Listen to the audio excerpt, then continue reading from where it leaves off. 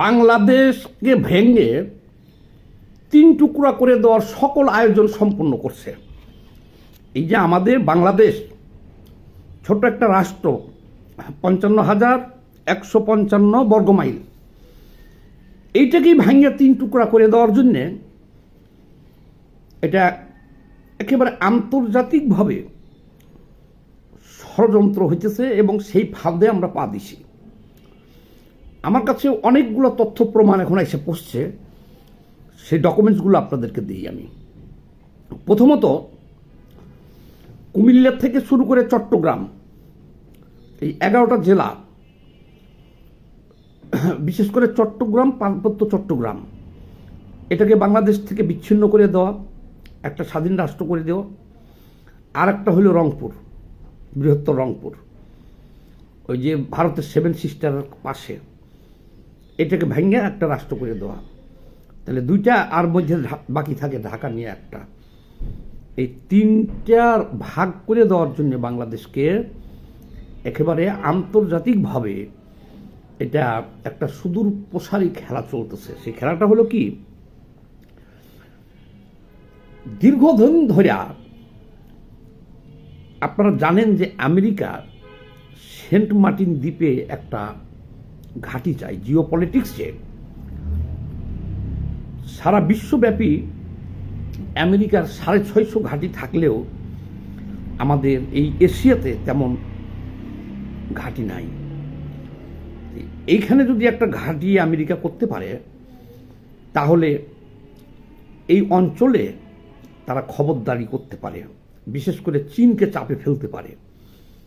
আচ্ছা, আপনারা শেখ হাসিনার আমলে শুনছেন, শেখ হাসিনা বারবার বলছে যে এইখানে একটা তারা খ্রিস্টান রাষ্ট্র প্রতিষ্ঠা করতে চায় বাংলাদেশের চট্টগ্রাম এবং মায়ানমারের কিছু অংশ নিয়ে। তার প্রমাণস্বরূপ আমরা পেয়েছি আমাদের এই ইন্টারিম গভর্নমেন্ট ডক্টর ইউনূস আসার পরে সে এখান দিয়ে করিডোর দেওয়ার জন্য অনেক চেষ্টা করছে। সেই করিডোরটা হলো যে আমাদের কক্সবাজার থেকে রাখাইনে অস্ত্র শস্ত্র সৈন্য এগুলো যাওয়ার জন্য একটা করিডোর চেয়েছিল আমেরিকা, এবং এটার বিরোধিতায় সমস্ত দেশ রাস্তায় নামছি আমরা। একটা করিডোর মানেই এটা একটা ঘাঁটি, কিন্তু সেটা এখন এই সরকার দিয়েছে কিনা জানি না। আমেরিকা থেকে অনেক সৈন্য আইসে এখানে, অফিসাররা আইসে এখানে দেখে গেছে, রেকি করে গেছে, এটা আপনারা জানেন। আর শত বাধা উপেক্ষা করেও ডক্টর ইউনূস বন্দর অলরেডি নারায়ণগঞ্জের পানগাঁও বন্দর এবং চট্টগ্রাম বন্দরের একটা অংশ এটা অলরেডি চুক্তি করে দিয়ে দিছে। তো যাই, এই যে হঠাৎ করে বাংলাদেশে যে আমরা 7 সিস্টার খেয়ে ফেলবো, ভারতের 7টা রাজ্য খেয়ে ফেলবো, আমরা দিল্লি দখল করে নিব, এই যে বাংলাদেশের মৌলবাদী চক্রকে দিয়া এই একটা হইচই বাঁধাইছে, এই হইচইটা বাঁধাইছে মূলত কিন্তু আমেরিকার সামনে বাড়াই দিচ্ছে পাকিস্তানকে। আর পাকিস্তানের যারা এজেন্ট আছে এই দেশে, পাকিস্তানের এজেন্ট 1971 সালের পরাজিত শক্তি যারা আছে, এই গোষ্ঠীটাকে পাকিস্তান সামনে বাড়াই দিছে যে তোমরা যে কোনোভাবেই হোক ভারতের সাথে একটা যুদ্ধ লাগাও, আমরা তোমাদেরকে পারমাণবিক বোমা দিব, মিসাইল দিব, যা লাগে সব সাহায্য করব। এখন এই পাকিস্তানের কথায় এখন এই বাংলাদেশের একটা গোষ্ঠী, আপনারা জানেন যে প্রতিদিন আওয়াজ তুলতেছে যে আমরা 7 সিস্টার খেয়ে ফেলবো, ভারতের 7টা রাজ্য খেয়ে ফেলবো। এ যেমন একটা গাছে 7টা আপেল ধরে রয়েছে, আমরা যে পাইরে খেয়ে ফেলবো, ভাবটা এরকমই। আর এরা যে বুঝে না তা না, এই যে যারা বলতেছে 7 সিস্টার খেয়ে ফেলবো, তারাও কিন্তু বুঝে। আচ্ছা, ভারতের মতো একটা পরাশক্তির বিরুদ্ধে আমরা বাংলাদেশের মতো একটা ছোট রাষ্ট্র, আমরা কি তাদের সাথে যুদ্ধ কইরা 2-1 দিন টিকে থাকতে পারবো? সেটাও তো আমরা জানি যে পারবো না। তাহলে কেন তারা ভারতের 7 সিস্টার খেয়ে ফেলতে চায়? এটার পিছনের রহস্যটা কি? এর পিছনের রহস্যটা হলো যে আমেরিকার ইন্ধনে পাকিস্তানকে সামনে বাড়াই দিছে, যে কোনোভাবেই হোক ভারতের সাথে একটা যুদ্ধ যদি বাংলাদেশ লেগে যায় তাহলে কি হবে? তাহলে তারাও জানে যে বাংলাদেশের আর কি আছে, বাংলাদেশ কি একদিন টিকতে পারবো? তখন হবে ইউক্রেনের মতো অবস্থা বাংলাদেশের। তখন কি হবে? আমি তো রেস্ট্রিকশনের ভয়ে অন্য কারো ভিডিও দেখাই না, তারপর আমরা একটু ভিডিওটা দেখে আসি। দেখেন পার্বত্য চট্টগ্রাম এমনি আমাদের যাই অবস্থা, দেখেন কি অবস্থা। হাসনাত আব্দুল্লাহ, সার্গিস আলম সহ বিভিন্ন নেতৃত্বরা যখন উত্তর পূর্ব দখলের ডাক দিচ্ছে, উত্তর পূর্বকে তারা অশান্ত করার ছক কষছে, ঠিক সেই সময়টাতে দাঁড়িয়ে বাংলাদেশের সীমান্তে চট্টগ্রামে তৈরি হয়েছে জেএসএস আর্মি। বাংলাদেশের সীমান্ত বদল করতে এখন চট্টগ্রামে এই আর্মিরা তৈরি হচ্ছে প্রায় 1000 আর্মি তৈরি যুদ্ধের জন্য। ঘাতক হাতিয়ার নিয়ে অবস্থান পার্বত্য চট্টগ্রামে।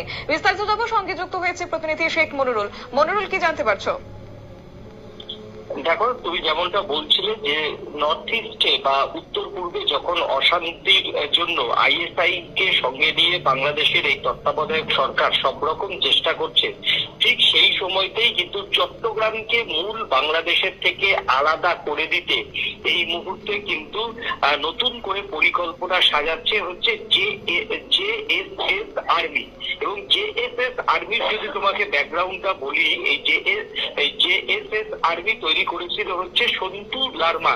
এই সন্তু লারমা হচ্ছে 1970 সালে চাকমা, মার্গা এই সমস্ত চট্টগ্রামের উপজাতিদের নিয়ে 1970 সালে এর একটা আর্মি গ্রুপ তৈরি করেছিল। কিন্তু শেখ হাসিনার সময়তে বিভিন্ন আলাপ আলোচনার মাধ্যমে তারা কিন্তু অনেকটাই কিন্তু গুটিয়ে গিয়েছিল এবং 1997 সালে বাংলাদেশ এমনি চট্টগ্রামে বাংলাদেশের যা সেনাবাহিনী আছে তার অর্ধেক এই চট্টগ্রাম নিয়ন্ত্রণ করতেই লাগে, পাহাড়। এই যে বাহিনীটার কথা শুনলেন, এটা হলো সন্তু লারমার নাতি লেফটেন্যান্ট জেনারেল বুলবুল লারমা। তার নেতৃত্বে অলরেডি তারা একটা সেনাবাহিনী গঠন করে ফেলছে।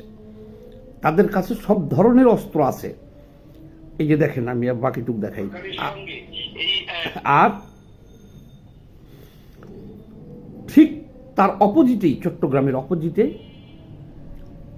আপনারা দেখেছেন যে ভারত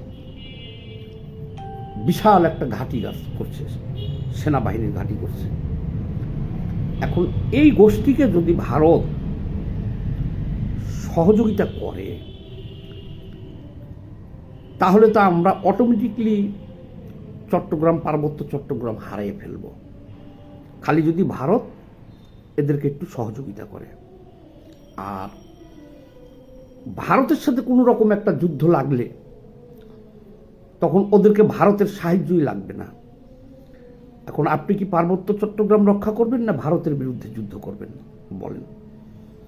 তো আরো একটু দেখে আসি, তারপরে বাকিটুকু বলতেছি। আর্মির সঙ্গে একটা চুক্তি হয়, সেই চুক্তির পরে কিন্তু অনেকটাই কিন্তু বাংলাদেশের যে সামনে যাই পার্বত্য চট্টগ্রামে ফেরে এবং এই বুলবুল চাকমা কিন্তু তোমার হচ্ছে ট্রেনিং করেছে এবং ট্রেনিং করার পরে তিনি তার যে প্রায় 1000 জন এই আর্মি নিয়ে তিনি এই মুহূর্তে চট্টগ্রামে কিন্তু অবস্থান করছে। এবং এই যে লেফটেন্যান্ট জেনারেল বুলবুল চাকমার সঙ্গে আরো একজন গেরিলা এক্সপার্ট এখানে যোদ্ধা রয়েছেন, তার নাম হচ্ছে সমাজপ্রিয় চাকমা। এই সমাজপ্রিয় চাকমাও কিন্তু তোমার হচ্ছে মূলত এই মায়ানমার সীমান্ত দিয়ে কিন্তু সেও প্রবেশ করেছে চট্টগ্রামে।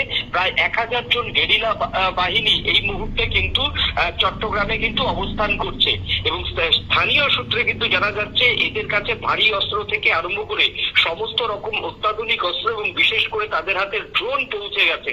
এখন এইগুলো নিয়ে কিন্তু তারা একটা স্বাধীন যে চট্টগ্রাম, সেই স্বাধীন চট্টগ্রাম তৈরি করতে যে কোনো মুহূর্তে কিন্তু এই তোমার হচ্ছে লেফটেন্যান্ট জেনারেল বুলবুল চাকমার নেতৃত্বে কিন্তু একটা বড় রক্তক্ষয়ী সংঘর্ষ যে কোনো দিন চট্টগ্রামে হতে পারে বলে কিন্তু এমনটাই সূত্রের খবর। এবং এদের হাতে এখন অস্ত্র কোথা থেকে আসলো সেটা তো আমার পক্ষে বলা সম্ভব নয়। ড্রোন কোথা থেকে আসলো এবং নাইট ভিশন সানগ্লাস থেকে আরম্ভ। আর বড়টা দেখাইলাম না, দেখছেন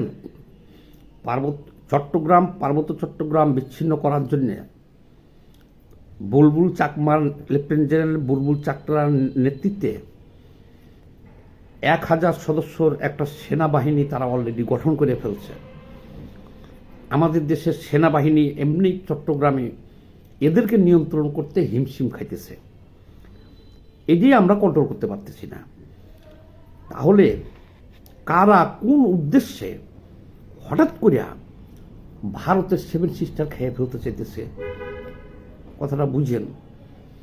আমরা যে ভারতের 7 সিস্টার খাওয়ার এই যেভাবে হম্বিতম্বি করতেছি, তাহলে আমাদের সকলেই জানি যে ভারত একটা পারমাণবিক শক্তিধর একটা বিশ্বের 3 বা 4 নম্বরে আছে, তারা শক্তিশালী রাষ্ট্র। গায়ে পড়ে তাদের সাথে যুদ্ধ বাঁধাতে চেতেছে কেন বুঝেন না? আমেরিকা পাকিস্তানকে সামনে বাড়িয়ে দিছে যে তোমাদের তো অনেক এই দেশে জারক সন্তান আছে, তোমার অনুসারীরা আছে, এদেরকে দিয়ে দেখো একটা যুদ্ধ লাগাইতে পারো নাকি। এই যুদ্ধটা লাগার সাথে সাথে 7 সিস্টার খাওয়া তো দূরের কথা, 7 সিস্টারের নাম নেওয়ার আগেই আপনার বাংলাদেশ 3 টুকরা হয়ে যাবে। চাইলে ভারত দখল করে নিতে পারে, কিন্তু ভারত দখল করে নিলে তো হবে না, পাকিস্তান লাগবে না। তখন এই চট্টগ্রাম পার্বত্য চট্টগ্রাম এটাকে নিয়ে আরও ওই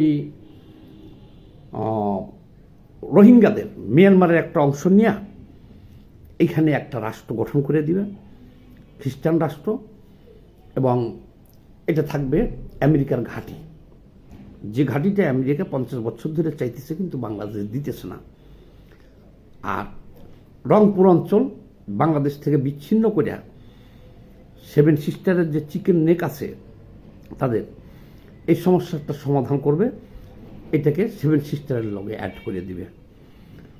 পৃথিবীর এমন কোনো শক্তি নাই যে এই 2টা অঞ্চল আর উদ্ধার করে বাংলাদেশকে দেয়।